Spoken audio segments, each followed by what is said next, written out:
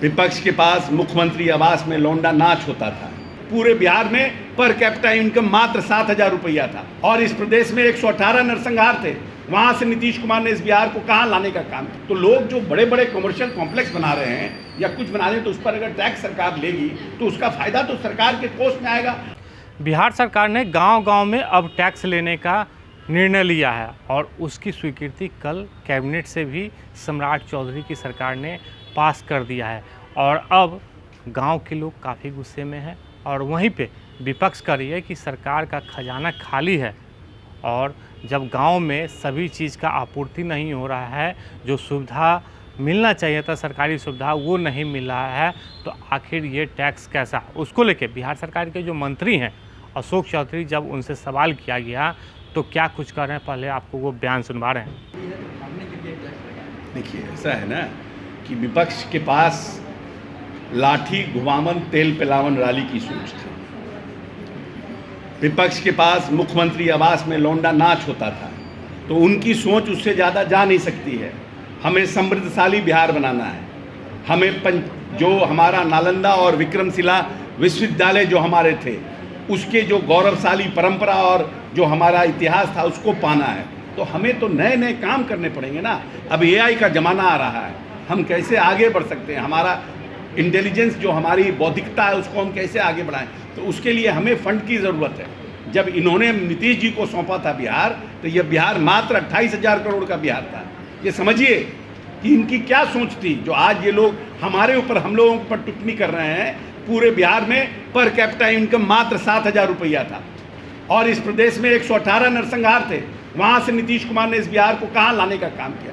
ये हमारे पर टिप्पणी कर रहे हैं पंचायत में टैक्स। अरे भाई, टैक्स नहीं लगेगा, बड़ी बड़ी बिल्डिंगें बन रही हैं। अभी पटना का जो पटना महानगर है, पटना महानगर के आप बाहर जाइएगा तो बड़ी बड़ी बिल्डिंगें, मल्टी स्टोरेज बिल्डिंगें बन रही हैं। अब हमारा 6 लेन बन रहा है, हम ग्रीनफील्ड बना रहे हैं। तो लोग जो बड़े बड़े कमर्शियल कॉम्प्लेक्स बना रहे हैं या कुछ बना रहे हैं, तो उस पर अगर टैक्स सरकार लेगी तो उसका फायदा तो सरकार के कोष में आएगा और हम उसके लिए जनहित का और कुछ काम कर सकेंगे। ये सब तो ऐसे ही लोग बोलने वाले लोग हैं ना, इनके पास कोई दूरदर्शिता नहीं है, इसीलिए इनका बोलना काम है। प्रशांत किशोर कह रहे हैं कि 6 महीने से ट्रेजरी बंद है, कई विभाग 6 महीने से ट्रेजरी बंद है, कई विभागों पे हम लोग नहीं इस नोटिस नहीं लेते हैं।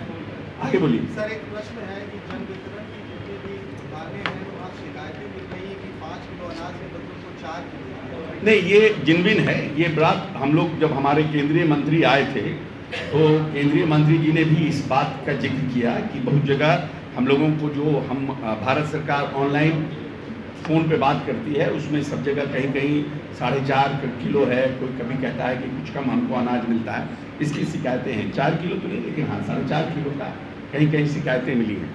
तो वैसे जगहों पर इनका कहना है, क्योंकि आप बिहार जो है वेस्ट जो हमारा होता है, क्योंकि हमारा ट्रांसपोर्टेशन एक जगह से दूसरी जगह, दूसरी जगह से तीसरी जगह, तो उसमें कुछ ना कुछ वेस्ट होता है और हम वेस्ट क्लेम नहीं कर रहे हैं। तो वो कह रहे हैं कि वो वेस्ट भी आप क्लेम करिए, हम उसको पूर्ति करेंगे। सपोज दैट कि जिसके यहाँ 1100 किलो मिलना चाहिए था, पहुँचना चाहिए था, उसके यहाँ मात्र 10,000 किलो मिला, पहुँचा 11,000 के बदले।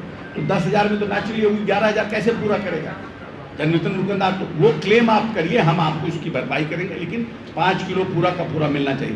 तो इसको फर्दर कैसे ट्रांसपेरेंट हो और इस पर कैसी व्यवस्था बने, उस पर भारत सरकार भी काम कर रही है और स्टेट गवर्नमेंट भी काम कर रही है। मंत्री जी, आपके पार्टी के नेता हैं छोटू सिंह, उन पर कार्रवाई हो गई है पार्टी से। तो पार्टी अपना निर्णय करती है। पार्टी कुछ कुछ समयों पर अपना निर्णय देती है और पार्टी फिर निर्णय पर पुनर्विचार भी करती है। तब तो सतत प्रक्रिया है, पुनर्विचार होगा, कहा जा रहा है सतत प्रक्रिया है राजनीति में।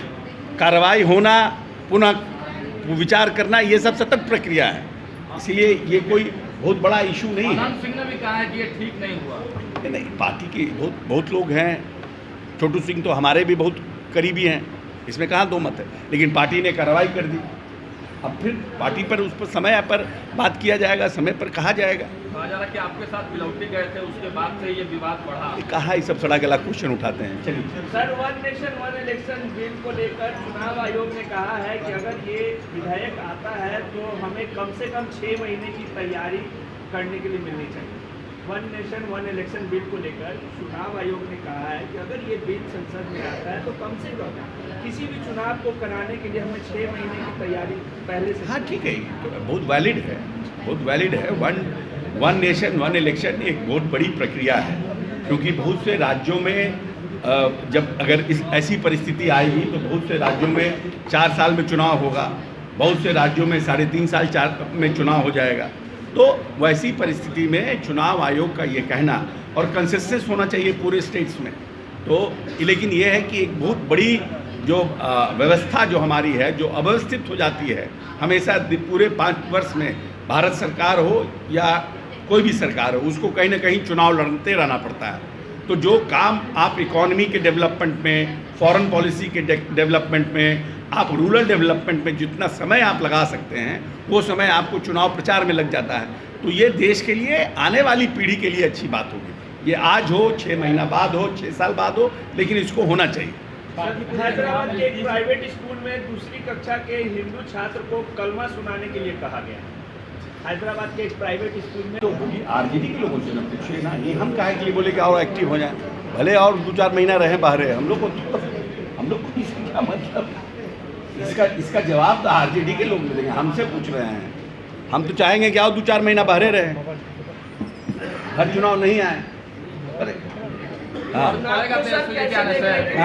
चुनाव को कैसे देख रहे हैं सर? कितना स्वस्थ है कि आपका कैंडिडेट इस चुनाव में जीत हासिल है? वो बहुत आश्वस्त है, कहीं कोई लड़ाई नहीं है। और सर सुबह बंटी यादव हत्याकांड में पुलिस ने एक बड़ी कार्रवाई की है, हाफ एनकाउंटर किया है, जो मुख्य आरोपी थे उसको। अच्छा है ना, तो ये तो सरकार और पुलिस की उपलब्धि है ना, कि जो लोग अभियुक्त हैं उनको पकड़ा जा रहा है और सरकार उस पर कार्रवाई कर रही है। ये तो अच्छी बात है। ये तो आप लोगों को चलाना चाहिए कि पुलिस की धमाकेदार कार्रवाई, बंटी यादव के केस में जो मुख्य अभियुक्त थे वो पकड़ाए और हाफ एनकाउंटर हुआ, तो आप लोग को चलाना चाहिए। लेकिन सर 2 दिनों से गायब टेंट कारोबारी की लाश सर फतुहा में मिली है, पटना सिटी से गायब टेंट कारोबारी की लाश। नहीं, पता करा जाए, डोंट वरी, उस पर भी सरकार पूरी तरह से, हम लोग सरकार और पुलिस जो है, पुलिस के पदाधिकारी पूरी तरह से सब पर कार्रवाई कर रहे हैं। नए राशन कार्ड को लेकर सर क्या कुछ? नहीं, नए राशन कार्ड को लेकर के जो बड़ा टारगेट हम लोगों को प्रदेश में मिला है, इसको लेकर के चीफ सेक्रेटरी के स्तर पर बैठक हुई है और हम लोग प्रयास करेंगे कि इस टारगेट को इसी साल अचीव करने का हम लोग प्रयास करेंगे। और उसके लिए जो हम लोगों का शिविर लग रहा है, पंचायतों में जो शिविर लग रहा है, उसमें भी ऑन स्पॉट भी, और कैसे हम लोग इसको और त्वरित तरीके से करेंगे कि एक बड़ा मतलब 14 करोड़ में 1 करोड़ लोगों का, जो लोग कट गए हैं, जो लोग छूट गए हैं, जिन जिन लोगों को मिला है हम लोगों को टारगेट, तो उसको अचीव करना ये हम सरकार की बड़ी जवाबदेही है। और मैं समझता हूँ कि बड़ा टारगेट है, तो हम लोग इस साल के अंत तक यह प्रयास करेंगे। उसके पहले जो हम लोगों ने सेल्फ टारगेट रखा है, एक बनाने का काम करेंगे। और अभी हम लोगों की जो बैठक हुई थी माननीय मुख्यमंत्री के यहाँ, हमारे तमाम 5 दल के जिलाध्यक्षों का, उनको भी माननीय मुख्यमंत्री जी ने निर्देश दिया है। कल भी जो हम लोगों की शिविर लगी थी, वहाँ पर भी हम लोगों ने इन बातों की चर्चा कर रहे हैं कि ज़्यादा से ज़्यादा लोगों को अप्लाई कराइए, जो लोग छूट गए हैं। सबसे बड़ी समस्या है कि जो लोग छूट गए हैं वो अप्लाई करने के लायक भी नहीं है, तो उनको चिन्हित कर करके अप्लाई कराना, ये हम लोगों के जो जनप्रतिनिधि हैं, जो मुखिया हैं, जो हमारे सामाजिक कार्यकर्ता हैं, पार्टी के लोग हैं, उन लोगों को हम लोगों ने आग्रह किया है कि आप लोग लग भिड़ करके इनको अप्लाई कराइए, क्योंकि अप्लाई का एक ऑनलाइन प्रोसेस है और अब ऑफलाइन अप्लाई नहीं होता है। ऑनलाइन सबको अप्लाई करवाइए स्पॉट करके। कहीं कहीं के जो डीएम सेंसिटिव हैं, उनको भी हमने आग्रह किया है कि पूरा प्रचार करके हर पंचायतों में स्पेशल शिविर लगा के ऑन स्पॉट एप्लीकेशन लेके उसका त्वरित डिस्पोजल किया जाए। सर, कैबिनेट ने कल एक डिसीजन लिया कि पंचायतों में भी टैक्स लगाया जाएगा। विपक्ष कह रहा है कि खजाना खाली। तो आपने अशोक चौधरी का वो बयान सुना जिसमें उन्होंने साफ तौर पे कहा कि सरकार काम कर रही है, सरकार का खजाना खाली नहीं है, बड़े बड़े भवन बन रहे हैं, एआई का ज़माना है, तो बजट चाहिए ही।